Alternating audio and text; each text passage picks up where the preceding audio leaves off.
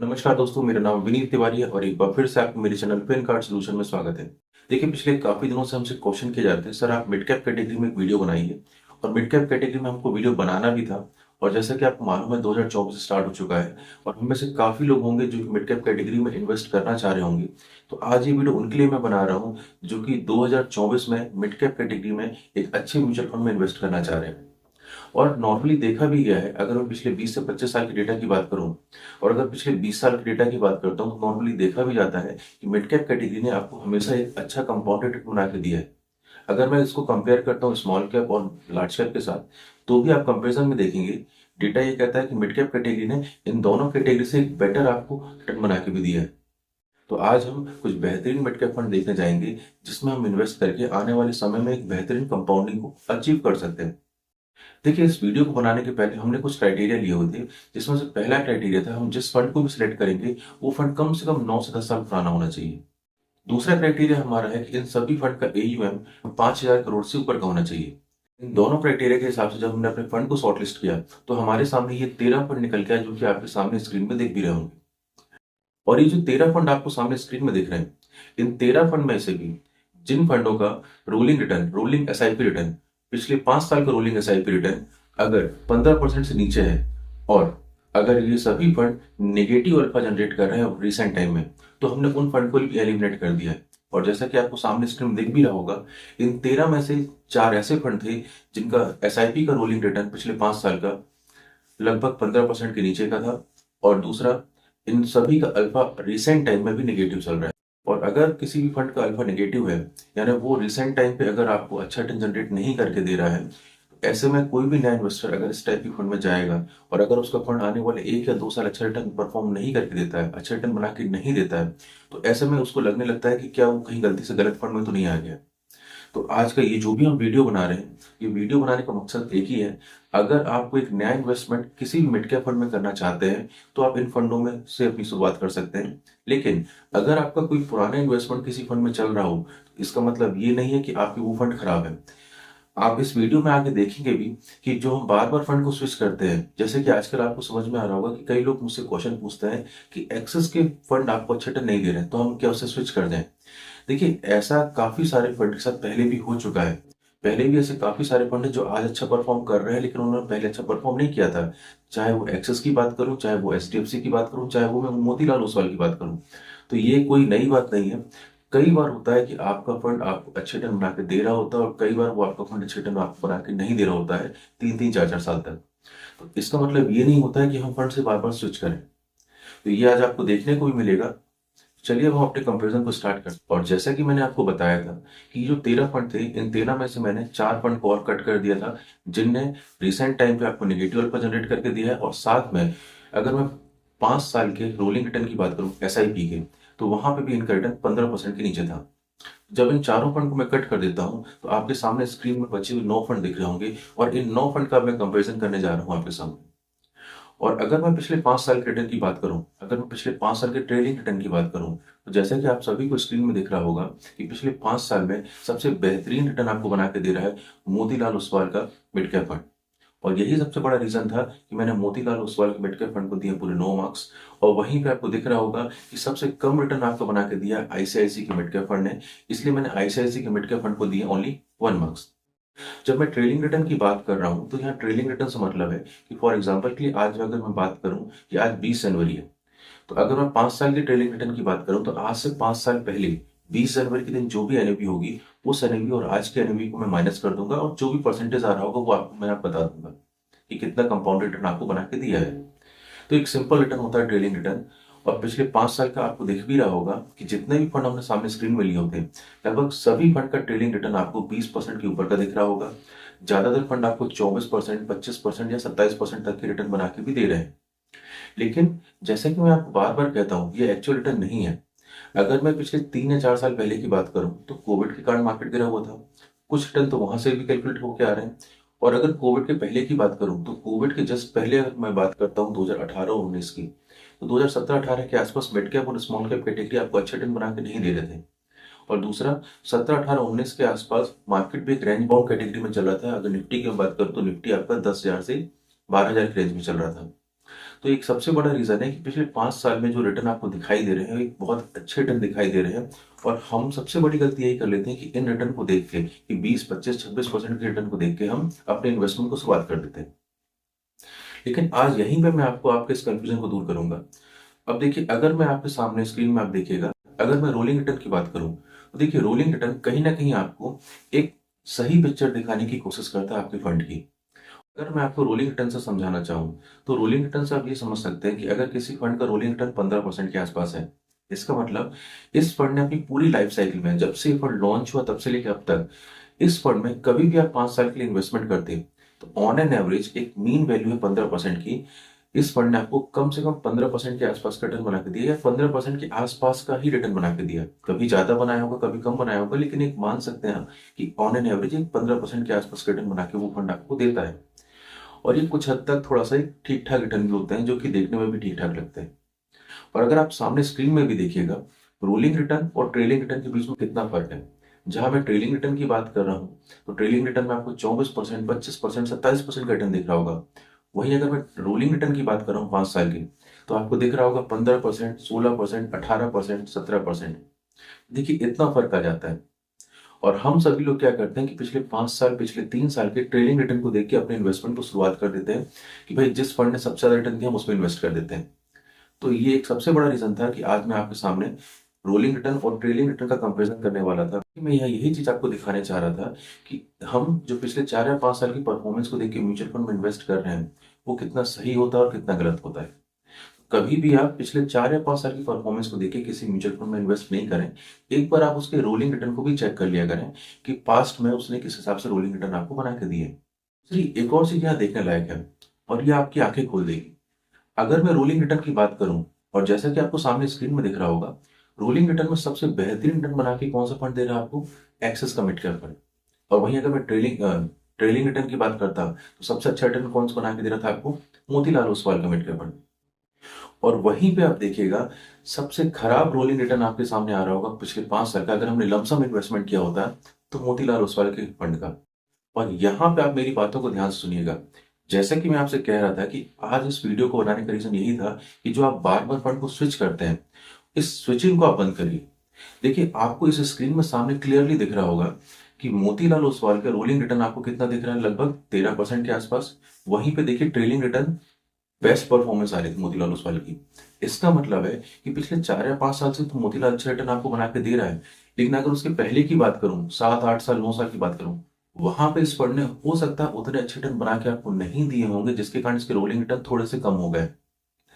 और यहाँ पे काफी सारे ऐसे भी इन्वेस्टर होंगे जिन्होंने गलती क्या की होगी।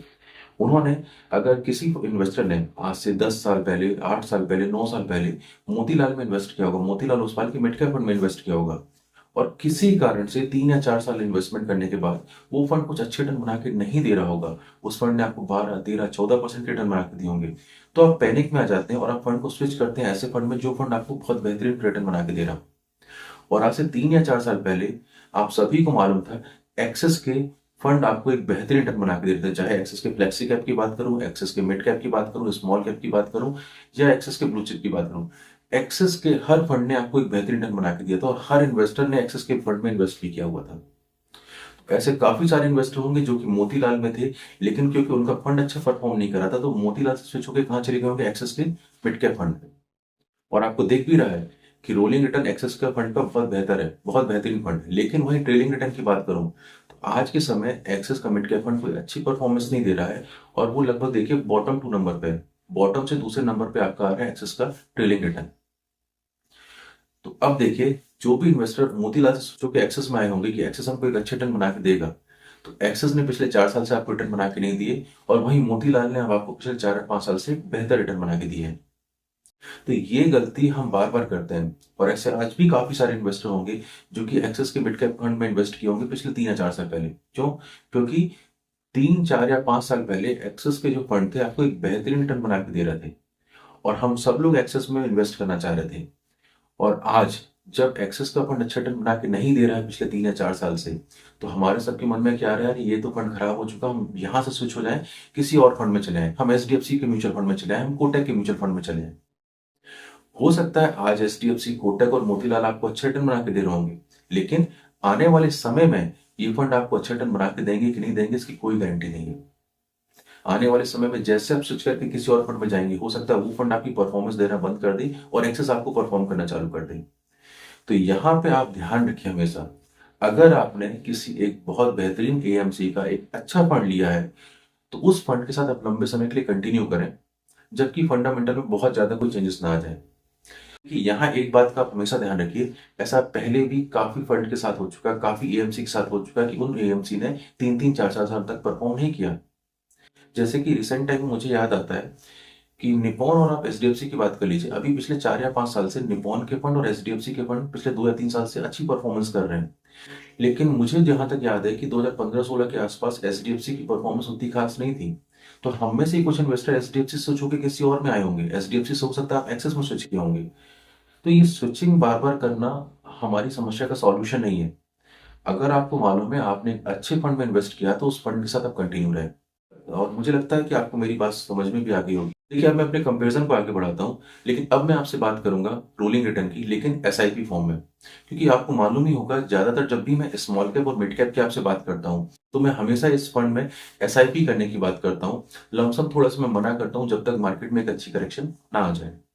एसआईपी फॉर्म में अगर मैं बात करूं रोलिंग रिटर्न की, तो पिछले अगर 5 साल का रोलिंग रिटर्न देखें एसआईपी फॉर्म में, तो आपको सामने स्क्रीन में क्लियरली दिख रहा होगा कि पीजीआईएम के मिड कैप फंड ने आपको एक बेहतरीन रिटर्न बना के दिया है, और जिसके कारण इस फंड को मैंने दी पूरे 9 मार्क्स। और वहीं सबसे कम रिटर्न आपका आ रहा था आईसीआईसी के मिड कैप फंड का, और इसलिए मैंने आईसीआईसी के मिड कैप फंड को दी ओनली 1 मार्क्स। अब मैं जैसे ही रोलिंग रिटर्न से आगे बढ़ता हूँ, अब मैं आपसे बात करूंगा इस फंड के अल्फा की। और अगर मैं फंड के अल्फा की बात करूं, सबसे बेहतरीन अल्फा, एक बार फिर से आपको दिख रहा होगा कि सबसे बेहतरीन अल्फा जनरेट करके दे रहा है आपका मोतीलाल ओसवाल का मिड कैप फंड। और ये सबसे बड़ा रीजन था जिसके कारण मोतीलाल ओसवाल के मिड कैप फंड को दिए मैंने पूरे 9 मार्क्स। और जैसा कि मैंने थोड़ी देर पहले आपसे कंपेयर भी किया था, पहले भले मोतीलाल ने अच्छा रिटर्न बना के नहीं दिया था, लेकिन आज के समय मोतीलाल ओसवाल एक बेहतरीन परफॉर्मेंस बना के दे रहा है, और यही कारण है कि इसका अल्फा इतना बेहतर है। और वहीं सबसे खराब परफॉर्मेंस की अगर मैं बात करूं, तो सबसे खराब परफॉर्मेंस आपको सामने स्क्रीन में दिख रही होगी एक्सेस के मिड कैप फंड की। पास्ट में एक्सेस ने बहुत बेहतरीन परफॉर्मेंस की थी, लेकिन आज एक्सेस की परफॉर्मेंस उतनी अच्छी नहीं आ रही है, और जो कि सामने दिख भी रहा होगा।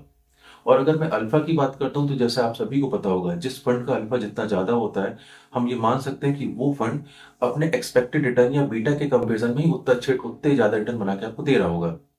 अब मैं अपने कंपेरिजन को आगे बढ़ाता हूँ और मैं बात करता हूँ सार रेशियो की। जब भी मैं एक सेम कैटेगरी के फंड को कंपेयर करता हूं, जैसे कि आपको दिख रहा है कि हमने एक मिड कैप कैटेगरी के फंड को कंपेयर किया है, और पूरे फंड आपके सामने मिड कैप कैटेगरी के फंड है। जब भी मैं सेम कैटेगरी के फंड को कंपेयर करता हूं, तो सार रेशियो हमारी हेल्प करता है, हमेशा हेल्प करता है। सेम कैटेगरी के फंड में हमें हमेशा देखना चाहिए कि जिस फंड का सार रेशियो जितना ज्यादा अच्छा होगा, वो फंड उतनी कम रिस्क लेके उतने अच्छे रिटर्न आपको बना के दे रहा होगा। और सामने स्क्रीन में आपको दिख भी रहा होगा कि मोतीलाल ओसवाल का एक बार फिर से सार रेशियो सबसे अच्छा आ रहा है, इसलिए मैंने मोतीलाल ओसवाल को दिए हैं 9 मार्क्स। और वहीं सबसे खराब सार रेशियो आपके सामने एक बार फिर से आ रहा है एक्सेस का, इसलिए मैंने एक्सेस के मिड कैप फंड को दिए ओनली 1 मार्क्स। तो सार रेशियो ध्यान रखिएगा, हमेशा हमारी मदद करता है सेम कैटेगरी के फंड को कंपेयर करने में। जब भी मैं मिड कैप फंड की बात करता हूँ, तो मिड कैप फंड ने मुझे पर्सनली अगर मैं बात करूँ, तो हमेशा एक बेहतरीन रिटर्न बना के दिया है। और जब भी मैं अपने क्लाइंट को भी सजेशन देता हूं, तो उनकी रिस्क के अकॉर्डिंग मैं हमेशा कुछ ना कुछ अमाउंट उनका मिड कैप कैटेगरी में इन्वेस्ट करता हूं। अब कुछ क्लाइंट हैं जो कि उतने रिस्क नहीं लेना चाहते, जो कि बहुत कम रिस्क लेना चाहते हैं, तो उनका इन्वेस्टमेंट या तो फिर मैं large and mid cap category में कराता हूँ, वहां पे भी मुझे मिनिमम 35% का एक्सपोजर मिलता है मिड कैप कैटेगरी में, या तो फिर फ्लेक्सी कैप के थ्रू मैं मिड कैप कैटेगरी में थोड़ा बहुत उनका इन्वेस्टमेंट रखता हूँ। क्योंकि मिड कैप कैटेगरी एक ऐसी कैटेगरी है जो कि हमेशा से आपको लंबे समय में अच्छा रिटर्न बना के देती है। इसलिए अगर आपका कभी भी 10 से 12 साल का टाइम पीरियड है, तो आप मिड कैप कैटेगरी के बिना अपने पोर्टफोलियो को डिजाइन कर ही नहीं सकते। और मिड कैप कैटेगरी हमेशा से आपके पोर्टफोलियो में होना भी चाहिए, ये ऐसा मेरा मानना है। और रही बात large and mid cap category के फंड की, वो वीडियो ऑलरेडी हमने बना चुका है, उसकी लिंक को मैं अपने डिस्क्रिप्शन में डाल दूंगा। आप चाहें तो उस लिंक को क्लिक करके उस पूरे वीडियो को देख सकते हैं।